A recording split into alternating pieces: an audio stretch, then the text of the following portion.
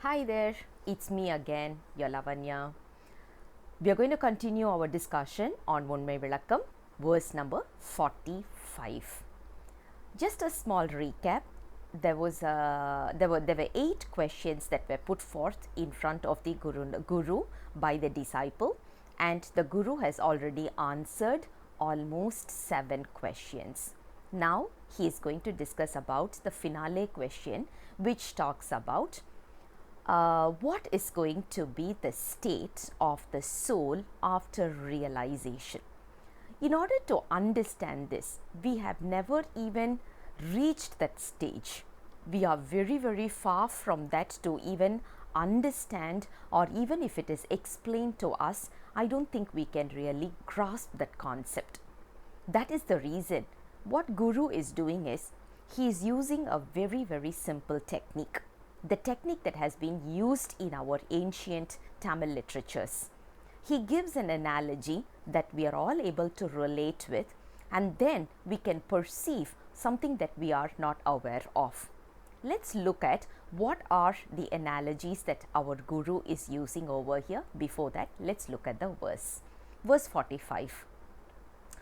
முத்திதனை அடைந்தோர் முந்து பழம் போது அங்கி வித்தகமாம் வீணை இவற்றின் ஒத்த இரதம் மணம் வெம்மை எழில் நாதம் போல விரவுவர் என்று ஓதும் விதி. The analogy that he is using, there are 4 examples that our Guru is giving. If you look at the word Guru, it's a very beautiful one. Someone who is already in a realized state and he's sharing his experience is Guru. When you talk about people like me, we just read the text, understand the meaning, and then we are trying to explain it. We cannot be called as Guru, rather we are teachers. When you say Guru, those people who have already realized it and they are in the path, already in the path, they are the ones who are going to be called as Guru. So here Guru has already reached that state. That is why he is explaining in a much simple manner, because what he is trying to explain is his experience.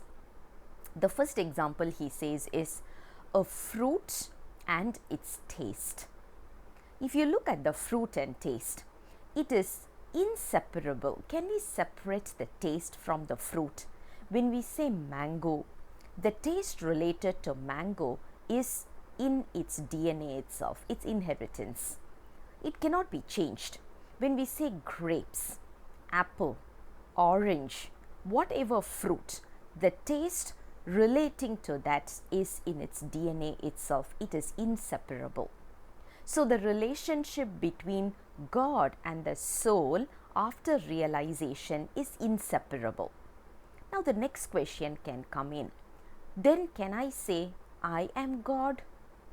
That's where the second analogy he is giving is no, it is something like the smell, the aroma in a flower. If you look at the characteristic of smell, it is different. The characteristic of a flower is different. Even though it is different, you cannot really separate it.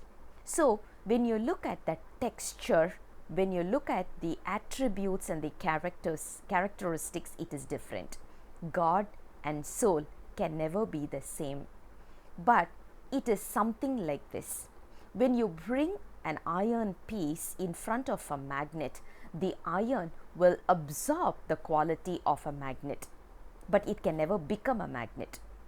But it can acquire the characteristics of a magnet. Similar to that, when you look at the characteristics, God and soul, they are different. And the third example he says is, it is something like fire and heat. It's always going to be together. Wherever there is fire, there will be warmth as well. So the concept of warmth and the concept of the moment we talk about inseparable, together and different, he is giving 3 analogies over here. One is the fruit and its taste, another one is the flower and its aroma, and the third one is fire and its heat. So the relationship that we have to relate with is something like this. Now, I'm sure we cannot understand it 100% because we are not yet in that position, but theoretically we can try to perceive it. Even today, we know God is with us, in us, and He is guiding us. But when we are not 100% there yet, in order to realize that, yet we are enjoying the benefit, yet we are enjoying the happiness. Imagine a state when we really understand that He is with us and we reach that kind of a state. Can you imagine what kind of a blissful state it is going to be? Wonderful.